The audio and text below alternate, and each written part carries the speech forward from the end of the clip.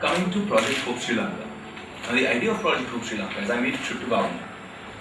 Even before I came down for IFA, I always had it in mind. In fact, I must say, and this is an extremely important thing to say, that it's even slower in my country. Being a celebrity, having access to process a project, to express an intent, and within 72 hours get feedback from the government saying that you're welcome, we would like you here, we would like you to come and participate and create a project, and in any way we can help you for rehabilitation, we're there behind you. Gives a great sense of confidence and also shows that there's a certain sincerity of the people, the local people here, of Sri Lankans, to actually go out and make a difference and do some rehabilitation. So it's not that they're celebrating a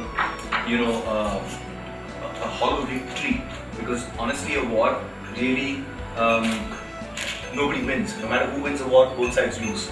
You always look at the number of casualties, you look at the number of, whether they're Sri Lankans or Tamils, whether they're Tamils or Sinhalese dead, there's still people dead, there's still people lost to families. So really nobody wins a war. But the beauty of it, the way you can actually win, is to overcome what created it in the first place. To overcome the differences, to overcome the hatred, to overcome all the pain and anguish, to actually express and show people that, we are there for each other. My personal experience in the past has been that a lot of the Sinhalese people who went with me and people I spoke to, young people who are working now, were initially received with a lot of anger, pain, suspicion, hatred, because this is what these people have been growing up with for 30 years. 30 years of war creates that. But the more there is an interaction, the more there are bridges, the more people actually see each other, they realize you're just like me and you really want to help. And there's so much love. It's a beautiful reconciliation that you see suddenly happening. I'm seeing that every time I go there. So first time I went to Vavonia, what was amazing was I had this thing in my mind that maybe it'll be a very structured visit. I won't have free access.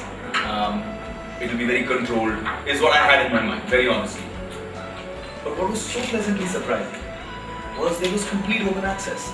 I went in and saw what I wanted to see. I said that, hey, I want to work with the most marginalized region. I picked the region. I spoke to Mrs. Charles, who's the GA there, and said, okay, which are the most marginalized people? Now the interesting thing about Devi is, you had a lot of children, girls, in India in the north that are considered a burden.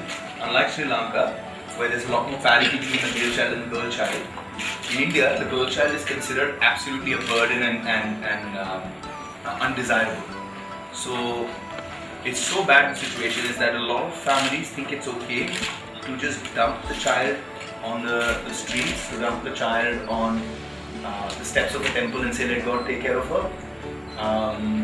A lot of the kids are forced into begging, the girls. Food is given to the male members of the family and the leftovers are distributed to the girls.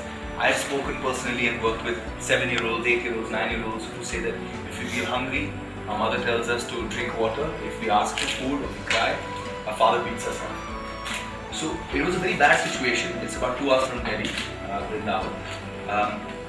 I felt inspired and we started Project Devi, as a result of which today